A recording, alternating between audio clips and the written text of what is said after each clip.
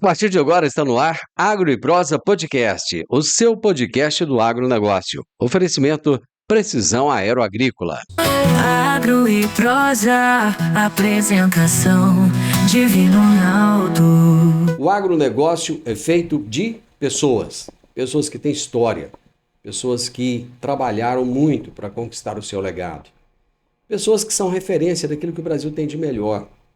E o agronegócio tem mostrado para o Brasil aquilo que é de melhor, aquilo que é família, aquilo que é tradição, aquilo que é crescer através do trabalho. E algumas dessas histórias eu trarei a partir de agora para vocês. Vira e mexe, nós vamos trazer alguém aqui com uma história interessante para contar para vocês. O meu entrevistado de hoje eu já tive a felicidade de entrevistá-lo outras vezes. E tenho a felicidade de conhecê-lo há muitos anos, o senhor Antônio Pimenta Martins. Um homem que, eu brinco, o coração dele é maior do que ele. Eu falo isso porque conheço há quase 30 anos. Como é que você está, Toninho? Tudo bem, Divino Ronaldo? Estou muito bem, graças a Deus, com saúde, né? Coração tá bom? Coração zerado, cuidando da saúde, né? Curtindo a família, 7 netos. E aí no agro, como sempre, né? Nunca desliguei do agro desde 83, quando eu formei, né? Em agronomia na UFG, em Goiânia. Você fez na UFG agronomia? UFG. Eu morava em Goiânia, né, Divino? Eu fui para Goiânia com 8 anos de idade, né? Meus pais separaram. E aí nós fomos para lá, minha mãe, 4 meninos e minha avó para ajudar. E aí ficamos lá até formar. Aí quando eu formei, eu só passava férias por aqui, né? Meu pai morou em Santa Helena uns tempos, depois para cá, então férias era só por aqui. E aí eu já sabia que meu destino, coração aqui é o lugar de ficar para sempre. Por que agronomia? Eu sempre tive uma infância, uma criação rural, né? Meu pai, na década de 60, ele abriu a Massey Ferguson aqui em Rio Verde. Ele era concessionário aqui? Concessionário Massey Ferguson. Trabalhou antes abrindo a Volkswagen, depois vendeu a participação dele e abriu a Massey Ferguson aqui com o seu Jado Parreira. E aí, depois da separação, ele foi para Santa Helena, abriu uma filial lá. E aí, nesse período todo, quando eu era menino também, quando meu pai ainda morava em casa, de manhã, de madrugada, ele ia para fazenda, eu queria ir. Meu avô tinha uma fazenda que ele herdou da minha avó, né? Que era do Coronel Vaiano, meu bisavô, ali em Santa Helena. Tinha 5.000 hectares lá e não valia nada, era só mato. É mesmo? E aí, só que ele ia, né? Tinha um gadinho, e eu junto. Que época foi isso? Isso na década de 60, né? Na década de 60. Ele abriu a empresa aproximadamente em 68. E aí pegou a época áurea do algodão em Santa Helena, né? Paulo Lopes, né? Eu lembro dele contar que o Paulo Lopes tinha 300 tratores naquela época. Que isso, cara. E aí em 77 a coisa... O algodão é assim, né? Um ano milionário, outro ano quebrado. Naquela época era muito pior, muito mais complicado. Tecnologia, semente, a panha era tudo manual. Era manual. Então era uma época muito complicada, né? E meu pai paralelamente tinha fazenda, né? E ele escapou porque ele não plantou algodão. Ele começou a soja, foi pioneiro, né, na soja aqui na região, e boi. E aí, nesse período, voltando à sua pergunta, sempre fazenda. Passava férias, acabava as aulas lá, no dia estava para cá. Fazenda. Ficava em Santa Helena, ficava fazenda. Fim de semana vinha para Rio Verde, né? Festar. E então, assim, coração, queria que lá. Meu pai plantava e eu ficava louco, em cima da plantadeira, trator, ajudava na fazenda. E aí, quando chegou a época de escolher a profissão, o Eduardo, meu irmão, não tinha dúvida. Ele tinha de menino e falava que ia ser médico.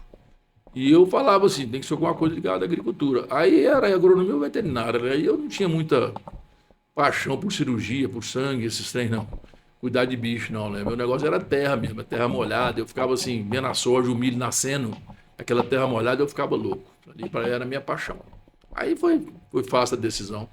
Seu pai chegou a influenciar de alguma forma ou não? Ele sempre deixou... Eu me baseava na vida dele, né? Aquilo que eu quero para mim. Né? Mexer com fazenda, com roça, com boi, esse tipo de coisa. Então, é igual o meu filho fez agronomia. Eu nunca pedi para ele fazer agronomia. Se ele falasse para mim que ia fazer direito ou qualquer outra profissão, eu ia dar o maior apoio, né? Ele optou por agronomia. Eu sei que eu influenciei. E ele é apaixonado da profissão. Hoje é meu braço direito e esquerdo. Quando você terminou a agronomia lá na UFG, você já foi trabalhar com seu pai ou não? O meu sonho era formar e trabalhar com meu pai. É. Aí eu já namorava firme. Falei, eu vou ter que casar. Eu namoro há 5 anos já. Até hoje que é minha esposa, que é minha prima. Então eu formei no Vocês são primos? O meu sogro era meu tio-avô, Tazinho Pimenta. É. Conhecido e famoso na cidade aí. Sócio do Zauro Martins. Aham. Aquele posto ali em frente à Soagra. Eu lembro do posto. E aí eu formei e conversei com meu pai, eu tô noivo, preciso casar. E meu sonho é trabalhar com o senhor. Acho que não era o que ele queria, porque eu tenho 6 filhos, 7 filhos na verdade. Né? E ele, mais de boa, ele falou assim, olha, tudo bem. Meu sogro me deu um apartamento, tinha um predinho ali na Presidente Vargas, até hoje é nosso. Me deu um apartamento. Meu pai mobiliou, ganhei muito presente. A Luciana já estava aqui em Rio Verde trabalhando, dentista, né? Ela fez odontologia. Ela já tinha feito a odonto na E o época? pai dela montou um consultório para ela. Ah. E já estava bombando já, porque ela toda a vida foi muito estudiosa, né? Família grande. E ela já estava mandando brasa na profissão. E aí eu vim e comecei a trabalhar com meu pai. Isso em 83, né? Logo eu casei em outubro. E aí tô levando a vida com meu pai lá, mas eu falei assim, sabe uma coisa? Vai virar não, eu tenho um irmão demais.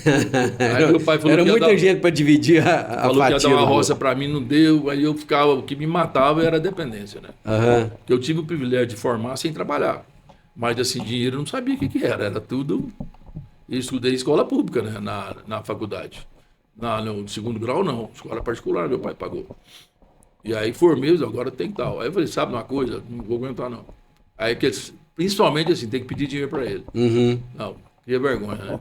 E aí fui pro mercado, encontrei o Paulo Alberto Cunha numa festa do Juraci, meu compadre, saudoso, né? Que recentemente voltou para o mundo espiritual. E aí, nessa festa, eu conversei com o Paulo Alberto, que eu já conhecia, assim, admirava, né? O crescimento é comigo. E no final da festa eu peguei e falei assim, Paulo, como é que é seu pai com você e tal? Eu tô tendo dificuldade, eu precisava trabalhar. E meu sonho era trabalhar comigo, né? O Paulo não era político na época ainda. Não, ele era presidente comigo. Pois é, uma política partidária não. Não. Isso foi em 84, ele foi 84, candidato em 86. É. Aí eu peguei e conversei com ele, não, vai lá pra gente conversar. No outro dia, 8 horas da manhã, eu tava lá comigo. Me recebeu, uma hora assim, eu tô nem indo, nós estamos abrindo uma loja em Serranópolis, estamos reformando lá. Mas sua mulher não vai querer ir para lá. Eu falei assim, vai, ela vai para onde eu for. Então vai lá dar uma olhada, se você quiser. Aí eu peguei e chamei o Cláudio Teório, que eu conheci ele, que até hoje está na Comigo. Tá lá comigo. Ele estava fazendo agronomia na época. E o tio dele ia ser o gerente lá de Serranópolis. Eu falei, Cláudio, você vai lá comigo e tal, tá. Na hora. Aí nós fomos para lá, cheguei lá, o coração bateu, de Jataí para lá era terra. Nossa. Cara de Deus, chegou aquela cidadezinha assim, eu falei, sabe uma coisa, meu amigo? Vou peitar com o maior prazer do mundo, vou começar minha vida aqui. E a esposa? Aí voltei, conversei com a patroa, conversei com o meu sogro, com o tio, ficou com um bico desse tamanho, eu vou tirar a filha dele do consultório, levar para A Curtel. Serra Nova daquele tempo, 84. 84, meu Deus do céu. E aí no outro dia cedo, tá com o Roberto. Falei com meu pai, tô conseguindo, sei lá, vou cuidar da minha vida, eu só tenho filho demais. Aí ele falou, seu coração tá pedindo, né? No fundo, eu acho que ela achou bom, né? Ó, vai cuidar da vida, né? Eu já cuidei até hoje. Vai ganhar E dinheiro. literalmente ele não precisava de mim na fazenda. Não era um negócio grande, não era. A gente não agregava, né? E aí no outro dia cedo, eu falei assim, Paulo, o emprego serve pra mim. Mas você já falou com sua mulher? Não, já tá tudo pronto, já tô desmontando o consultório. Eu falei, então tá bom. Ele chamou o Rogério Marino, que era o gerente da época, que ficou lá muitos anos como superintendente, né? E acabou transformando um grande amigo meu. Na época eu tinha 3, 4 agrônomos só. Só, contrata o Toninho. Nem perguntou pro cara nada. Só, contrata o Toninho para Serranópolis. Tal. Aí o Rogério olhou para mim assim, tem CREA? Assim, tem o provisório. Então tá bom. Aí já saí, agradeci o Paulo. E aí já fui mexer com a contratação. E comecei a trabalhar. Mas Deus é tão bom, cara, que aí a Luciana já pensando em como é que era tirar o consultório. E a gente ia lá para olhar um lugar para montar o dela. Né? Lugar para morar também. que eles resolvem trazer o Paulo Carneiro, que é um grande amigo meu até hoje, está lá comigo até hoje, né, diretor de armazéns, de Santa Helena para cá. Certo. O Paulo que abriu a loja de Santa Helena. Aham. E me oferecer Santa Helena. Eu falei, Mas isso antes de você chegar em Serranópolis. nunca mais fui em Serranópolis. Mas você chegou a trabalhar lá ou não? Nunca mais voltei lá. Só foi lá conhecer e pronto. Voltei, né? Aí nesse período eu estava treinando na Comiga, aprendendo a trabalhar, porque você sai da faculdade não sabe nada, né? Aham. Treinando, fazia projeto. E aí eu peguei e me ofereci Santa Helena, foi meu amigo. Porque aí eu nem precisei mudar, né, Divino? Santa Helena. Ela continuou com a Aí a consultória aqui. eu ia segunda, dormia lá, vinha terça à noite, ficava lá depois quarta e quinta e vinha sexta, porque sábado trabalhava. Né? Alta tecnologia, eficiência e produtividade no campo. Com a precisão aeroagrícola, você tem maior uniformidade na aplicação, sem amassar plantas e sem compactar o solo. Tudo isso com menor impacto ambiental e uma equipe comprometida com ética, respeito, inovação e resultados. Certificação em aplicação aeroagrícola sustentável, base em Catalão e pontos de apoio em Goiás, Minas Gerais e São Paulo. Precisão Aeroagrícola, sua aplicação em boas mãos. Acesse www.precisaoaeroagricola.com.br. Em que momento que você falou assim, eu tenho que montar um negócio meu? Nenhuma. Não? Eu estava num evento, eu não imaginava, eu era muito feliz, né, comigo. Só tem amigos lá, cresci demais, tinha uma profissão, uma função estratégica, eu me reportava ao presidente da empresa, né, que era o Chavaga. O Chavaga assumiu em 86, vai fazer 40 anos agora aqui, de presidente. E era muito feliz. Minha esposa já tinha 3 filhos, né? Fui abençoado com 3 filhos e feliz da vida. Eu estava num evento em Goiânia, um cara lá que eu conhecia superficialmente, chamou Wellington, me convidou, me chamou lá, tomando cerveja num boteco lá, falou assim, tô querendo abrir uma loja em Rio Verde. Ele tinha uma loja em Cristalina e tinha uma unidade de sementes lá também. Mas eu tava pensando que você te convidar para sócio. Do nada. Não conhecia o cara, eu conheci mais o sócio dele, que chama João Luiz Giglioli, que era um pesquisador da Embrapa, que veio para o Cerrado. É um cara, assim, para mim é um baluarte na área de semente de soja no Brasil. E esse cara veio para a região de Cristalina ali, para o PADEF, Brasília, sei. desenvolver genética de soja, porque no Cerrado não tinha variedade de soja para plantar. Alguma coisa da Embrapa começando, meu pai comprava semente do Rio Grande do Sul para plantar aqui, a Viçosa e o IAC de Campinas começou a fazer alguns materiais para São Paulo, Minas e Goiás. Mas não tinha. E esse cara veio para Cristalina, fundou a FT Sementes, lá era sócio do Francisco Terezava, Francisco. Que está até hoje mexendo com semente, e o João era sócio dele, e o João tinha muita afinidade, eu comprava semente para comigo deles. Aí aquele tempo falou assim, você está falando sério? Eu falei assim, estou mais sério que você imagina. Falei, então vamos conversar. Aí eu comecei a vislumbrar assim, vou ter meu negócio, eu já plantava um pouquinho de lavoura, vou poder expandir isso, que era a minha paixão, né? Tem meu negócio, já tinha 12 anos de mercado, né? E peguei e topei a parada. Só que eu imaginava que era só 2, aí eles eram 3, e o Everaldo trabalhava com eles aqui, como vendedor. O Everaldo tinha formado com ele. Era você, o Wellington, O João Giglioli, o João, Valmor Gazola o Valmor, já deu 4. e o Everaldo Pereira. E o Everaldo entrou junto no negócio também. A princípio ele era para ser gerente, ele era funcionário e tal. Aí o Wellington, como ele era o grande amigo do Wellington, às vezes por segurança, ele falou, não, o Everaldo de sócio também. Eu mal conheci o Everaldo. Ele é 10 anos mais novo que eu, eu conheci ele que ele ia lá comigo fazer esse pedido para mim de semente. Chegava lá, fazia o pedido e ia embora. E aí Deus me abençoou, né, com essa sociedade aí. E aí quem tocava o negócio era eu e o Everaldo. Que foi aquela loja da Presidente Vargas ali? Presidente Vargas. Acima da Comigo ali. Bem acima ali, quase perto de onde era o Mauruzan ali. Onde hoje tem uma loja de móveis ali. Exatamente. Aí nós alugamos lá, um escritorinho pequeno e um depósito para pôr semente, que o negócio principal é semente defensivo, né? E era aquilo lá.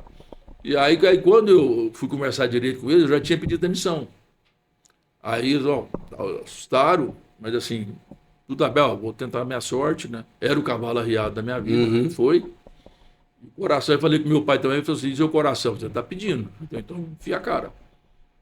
Aí falei com a patroa, apoiou e na época eles me ofereceram lá, eu fiz uma conta aqui que eu precisava para manter o padrão da minha família, né? 3 filhos na escola particular, a patroa sempre ajudou, e aí eu peguei e falei assim, vamos embora. E aí enfiei a cara.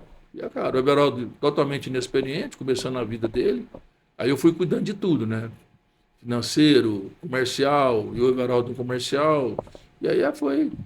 E o Everaldo muito inteligente, foi pegando tudo. E eu já tinha muito relacionamento. O Adair Boldrin mesmo já era um grande amigo meu. Uhum. Ele, em determinado momento, ele largou de comprar da comigo para comprar de mim para ajudar. E foi muita gente assim. Por uma sabe? questão de amizade. Por amizade. Por amizade. Eu não tinha condição de competir com a comigo. Uhum. E assim foi a coisa. Assim, então, igual eu te falei, esses 12 anos da comigo, o principal que eu vejo é a oportunidade de ter acompanhado toda essa migração, né, dos nossos irmãos do Sul, né? Que o Brasil deve a essa gauchada que saiu de casa, largou Meu tudo. Deus do céu. Então, aí você vai para muito. o Mato Grosso, o que virou aquilo lá, né? Você vai, eu tive a oportunidade de ir em Luiz Eduardo Magalhães, na década de 80. Eu conheci era um posto lá. de gasolina. Eu conheci lá. Mimoso do Oeste da Bahia. Era? Não tinha nada. Tinha nada. Primavera nada, do Leste era um posto de gasolina. Nada. Você vai lá hoje, uma cidade de mais de 100 mil Maravilhosa. habitantes. Sorriso, Sinop. Meu Deus do céu. E tudo isso aí. Vai parar. Hoje eu estou no Tocantins também, sou agricultor lá. Certo? Gaúcho Paranaense. Aí você vai para o Pará, já tem algumas regiões do Pará, no sul, tal lá, Gaúcho Paranaense. Maranhão e Piauí, Gaúcho Paranaense. Então, assim, esses caras, eles revolucionaram o país com trabalho. E a vantagem nossa é que eles já vieram com tradição em agricultura. Já era gente da terra.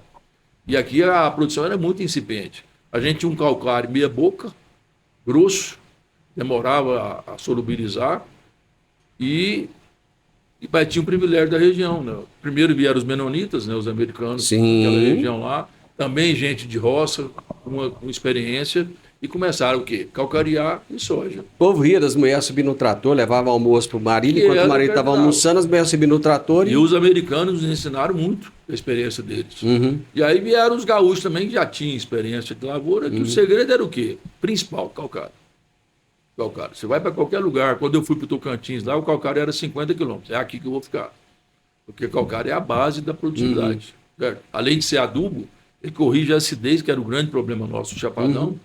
Que até então, o Divino Ronaldo, quem vinha de São Paulo e Minas Gerais, que vinha para cá, a primeira migração, eles paravam em Santa Helena, Tumbiara ali, sabe?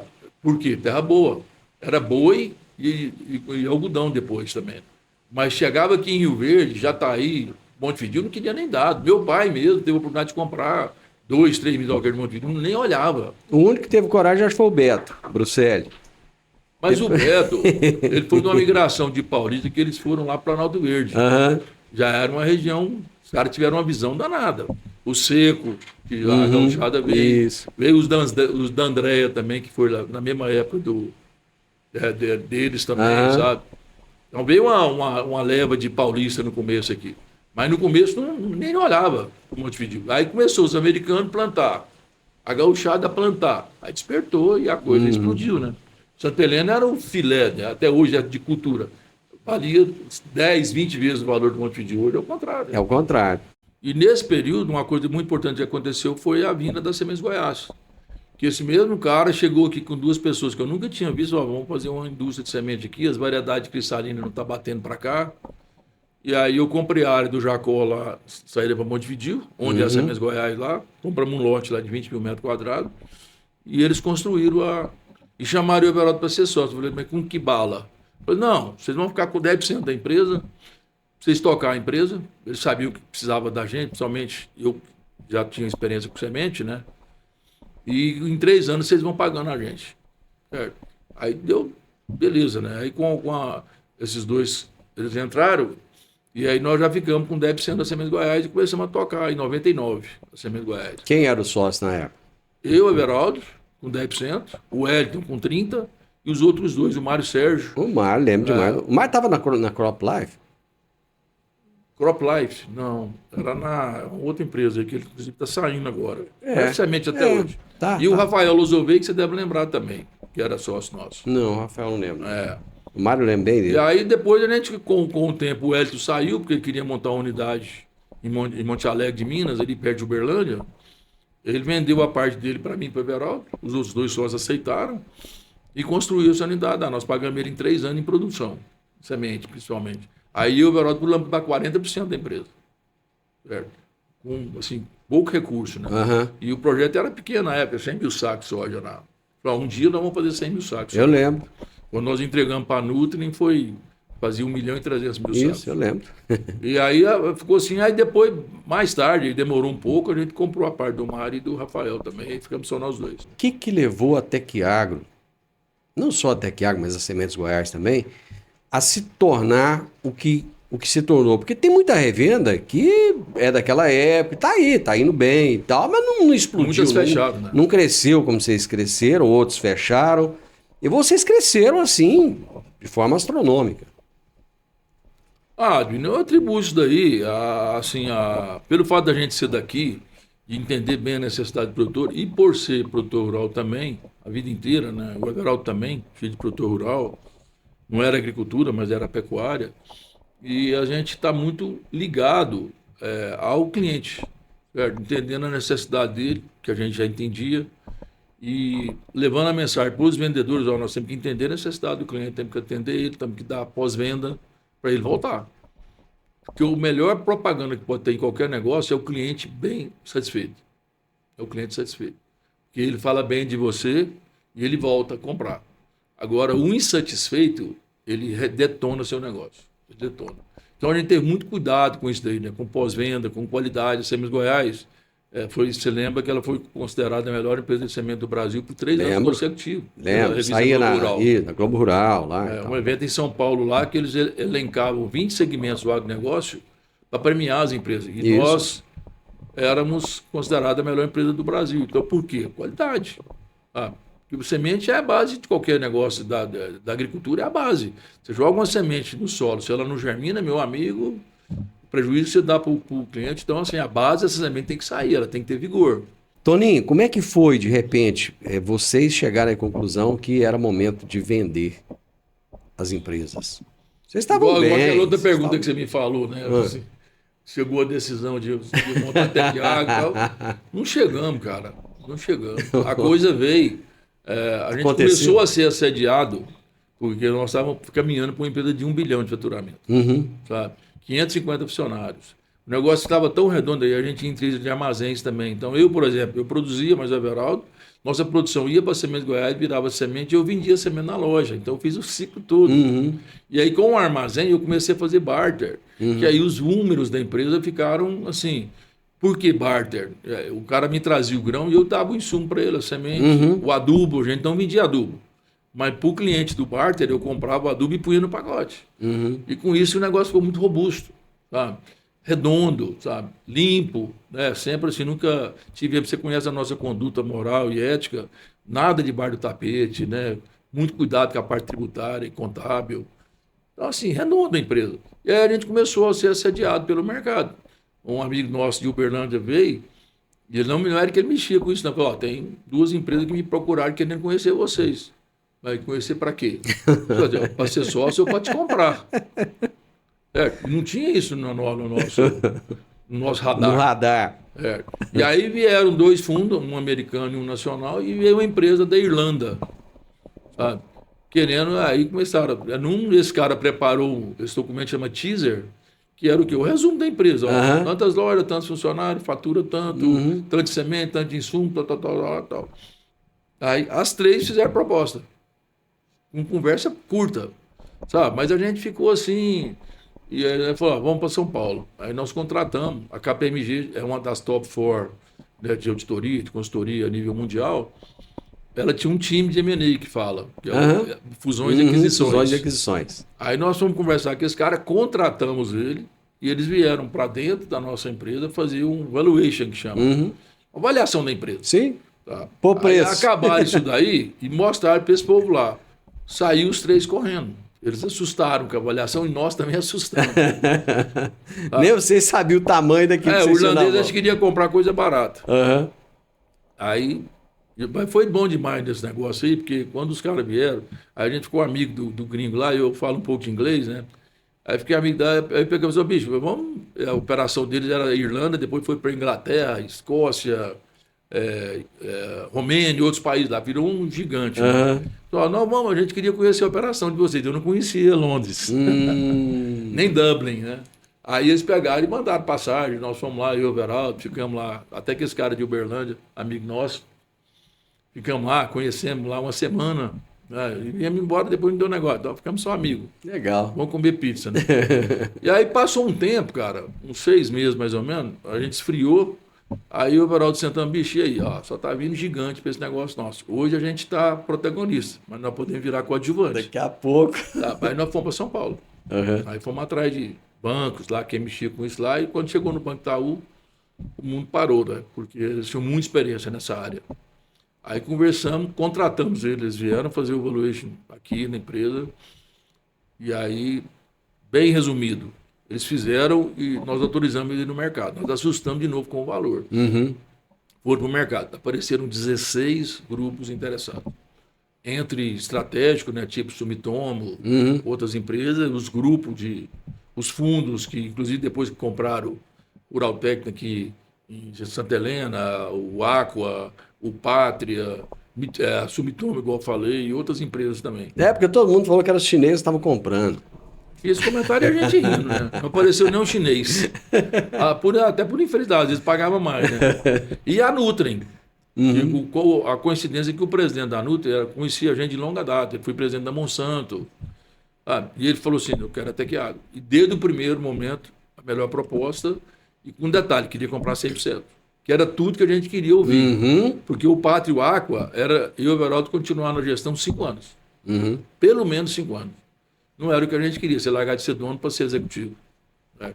E a Nutrien está lá. E a coisa andou, foi assim, complicado, porque mexer com gringo, né? O Brasil ainda é um país assim, não um reconhecimento tão sério para o mundo, né, de uma forma geral. Mas como a gente era auditado pela KPMG, que era a mesma auditoria deles, isso aí ajudou demais. Desculpa. E aí acabou caminhando, mas foram uns 2 anos nessa brincadeira aí, de avaliação, de advogado. A parte negocial foi mais tranquila, mas a parte legal... Mas Deus abençoou, foi no comecinho da pandemia, né? Você teve que ficar um tempo lá? Não, era um dos dois. Aí ficou o Everaldo. Aí o Everaldo foi sorteado. Mas era negociado há 6 meses, o Everaldo ficou 3, 4 meses só e saiu. Eles liberaram o Everaldo, não fazia sentido, né? O que? Dentro da estratégia deles. É a maior revenda americana, para você ter uma ideia. No mundo do agronegócio, informação é poder. E no portal agroeprosa.tv você encontra as notícias mais relevantes e atualizadas sobre o setor que move o Brasil. São análises, entrevistas com especialistas e tudo o que você precisa saber para se manter à frente no mercado. Do campo à mesa, agroeprosa.tv conecta você ao que realmente importa no agro. Acesse agora mesmo agroeprosa.tv e fique bem informado. www.agroeprosa.tv. A notícia do agro começa aqui. O que aconteceu com o Toninho Pimenta depois da Tecagro? Porque lá você era um cara que você era o tempo todo assediado para o produtor rural, para o engenheiro agrônomo. Sua vida, você sabia que você ia levantar, ia para lá, ia trabalhar o dia inteiro, ia voltar. De repente você era um cara que não tinha empresa mais. Talvez tivesse muito dinheiro, mas não tinha empresa mais. Tinha que se reinventar, recomeçar, não sei. O que aconteceu com a vida do Toninho Pimenta depois daquele momento? O impacto realmente foi grande, né? Porque assim, o outro lado dessa decisão é que a qualidade de vida nossa estava baixa. O negócio cresceu demais, sabe? Então era assim, não tinha horário, era reunião atrás de outra, viagem, recebendo gente, banco, empresa... E o Everaldo, assim, a gente tinha um hábito de fazer tudo junto. A gente tinha uma reunião na Sementes Goiás lá, os dois. Uma ou outra coisa eu fazia sozinho. Lá o Everaldo focava muito no comercial, no financeiro, eu nas fazendas, e na parte de recurso humano também, na parte administrativa, né? E a coisa fluía bem, mas a qualidade de vida estava baixa. Com a venda do negócio, o impacto é violento, porque você tem uma mudança de rotina tremenda. Só não foi maior, porque como eu cuidava muito das lavouras, a gente plantava 7 mil hectares na época, porque eu continuei plantando. Então eu e o Everaldo dividimos as máquinas, dividimos as áreas, tinha área própria, área arrendada, fizemos isso aí. Eu e o Everaldo, as reuniões nossas dessa separação aí, demorava meia hora. Nós não tivemos uma discussão, nunca tivemos. Nunca tivemos. Eu nunca vi 2 sócios igual vocês. Tanto que até Nunca hoje é o meu grande amigo, entendeu? Até hoje. E a gente tá junto aí, direto. Temos alguns negocinhos ainda pequenos, mais juntos. Ele no projeto dele, eu no meu, um ajudando o outro. A gente se fala toda semana. E foi assim, foi tranquilo. Então, essa mudança de rotina, ela traz impactos, né, Divino? Ela traz impactos. Mas, assim, com a graça de Deus, com a fazenda, eu já tinha investimentos no Tocantins, na região de Porto Nacional. Eu aumentei os investimentos lá, né? Porque os recursos que eu recebi na negociação ficou uma parte para receber 3, 4, 5 anos. Mas o grosso do negócio, eu entendi que o meu negócio era terra. Aí eu estava num momento muito bom em Porto Nacional, eu peguei e comprei mais áreas lá. E aí comecei a plantar lá com meu filho. O Danilo trabalhava na Semente Goiás, eu tirei ele. E a gente começou o projeto, tanto que nós estamos indo já para a 7ª safra de Tocantins. O Everaldo focou mais aqui nessa região. Parecido Rio Doce já aquisição de áreas ali e tal. Você não quis partir para... Não, quando em determinado momento a gente tomou a decisão, surgiu uma oportunidade de eu comprar a primeira área do Tocantins, que era de um concunhado meu, né, e ele estava com um pouco de dificuldade financeira, ele pegou e resolveu vender a metade da fazenda. Eu fui e comprei essa fazenda. Eu já conhecia, era uma fazenda espetacular, sabe? Te confesso que foi mais para ajudar. Sabe? Que a minha sogra é minha tia, e o meu sogro faleceu em 2000, infelizmente, então eu virei o filho, né? Porque eu era 2 filhas só, e aí eu me senti assim, de ajudar. E comprei essa fazenda. O que aconteceu? Eu comecei a ir para lá. Aí Ferrovia em Palmas, as grandes empresas lá, Granol montando uma indústria do lado de Porto Nacional, falei, calcário, falei, isso aqui vai virar. Isso aqui vai virar, tanto que a região que eu estou, em 2011, quando eu plantava 30 mil hectares, esse ano planta 300 mil. Nesse período aí. E aí eu achei que, aí comecei aí, sobrava um pouco de dinheiro aqui, aí quando eu comprei lá, o Everaldo comprou uma área aqui, em Parecido do Rio Doce. Isso. Sabe? Aí o que aconteceu? Toda vez que a gente aparecia uma oportunidade, ele tirava para ele, eu tirava para mim. A empresa estava numa fase que a gente podia tirar de recursos dela. E aí ele foi crescendo aqui, do lado de Jataí, Caçu, do outro lado do Rio Doce, né? Rio Doce é Rio Claro ali. Rio Claro. Ali tem o Rio Doce aqui e o Rio Claro para lá. Rio Claro. E aí ele foi comprando lá e eu comprando no Tocantins. Quando o negócio saiu, aí ele comprou mais aqui e eu mais lá. Então, sempre essas áreas já foram separadas, não era da sociedade. Eu vejo muito produtor, às vezes, reclamando, grupo de WhatsApp. Não sei o quê, o agro tá ruim, tá. O agro tá ruim?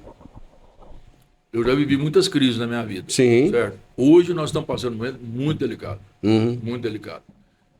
Teve um momento de euforia, que até eu participei dele, né, no meio da pandemia ali, soja de 170 até 200 reais. Isso. Milho de 90. E aí você fazia a conta, você paga os investimentos, sobra tanto, era um negócio. E aí muita gente investiu em marketing, em fazenda, essas coisas lá. Hoje está tendo dificuldade de pagar, por quê? A soja baixou para 115, 112. Produtividade teve 2 anos ruins, sabe? Aí você começou a não honrar compromissos. E o grande desafio nosso hoje, do país como um todo, é Selic de 15%. Sabe? Selic de 15% é uma hemorragia. Então, livre de banco. Livre de banco. Tem patrimônio? Vende uma parte e livre de banco para a coisa caminhar. Então, hoje tem muita gente sem crédito, infelizmente. Sabe? Tem muita RJ no Brasil. Assim, isso é péssimo para o setor. Sabe? Porque você perde o crédito.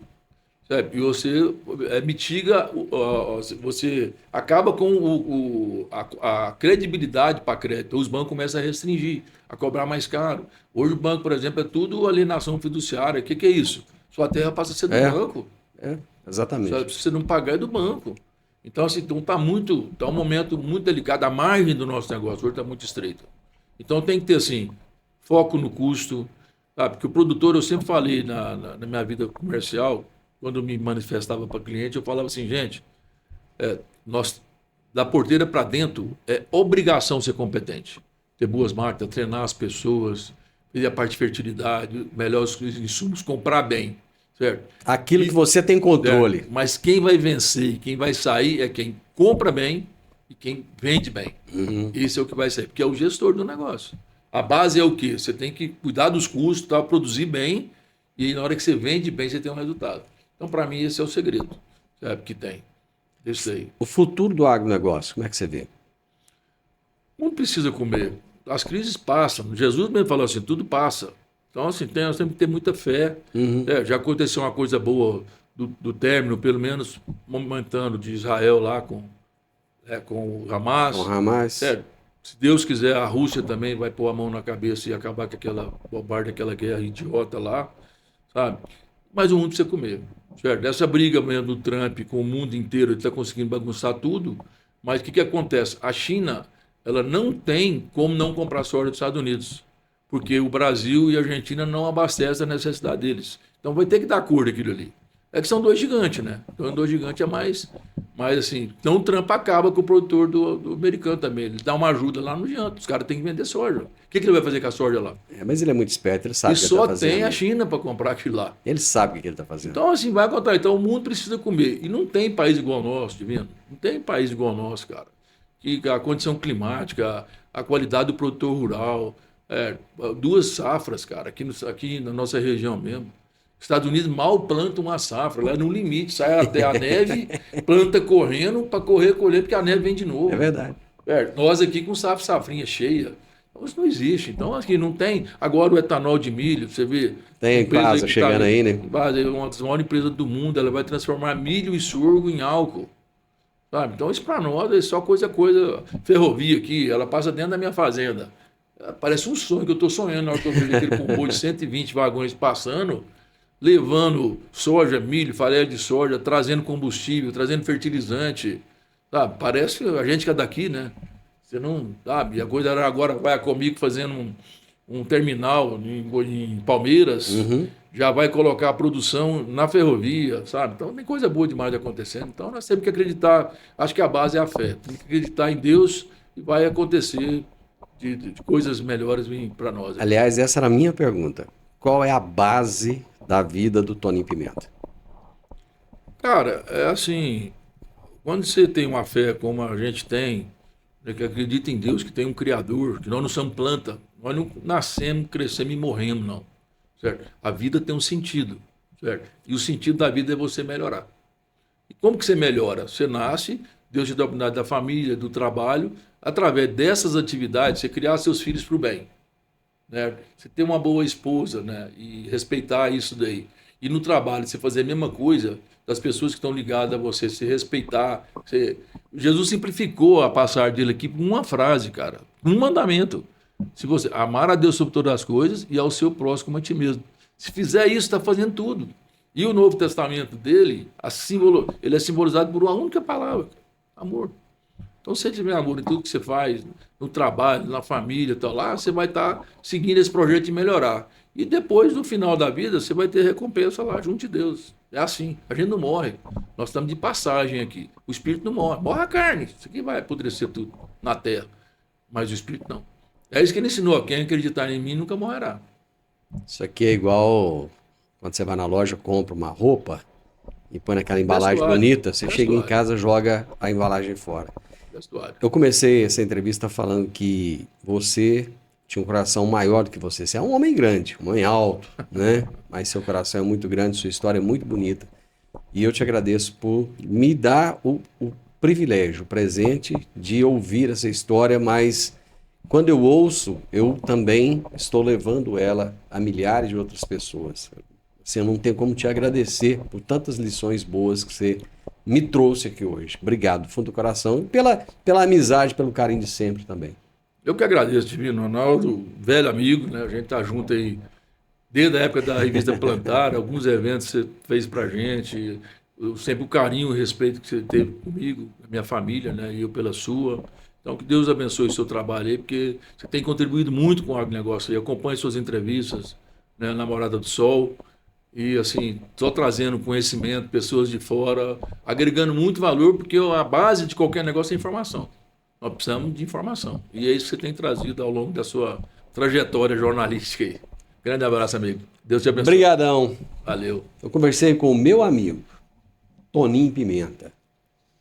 É muito bom quando a gente consegue ver, ouvir, compartilhar as coisas boas das pessoas boas do mundo. Eu quero trazer muita história de pessoas como o Toninho aqui. Não apenas grande enquanto produtores rurais, mas com o coração grande, com o coração gigante. Com muito amor no coração.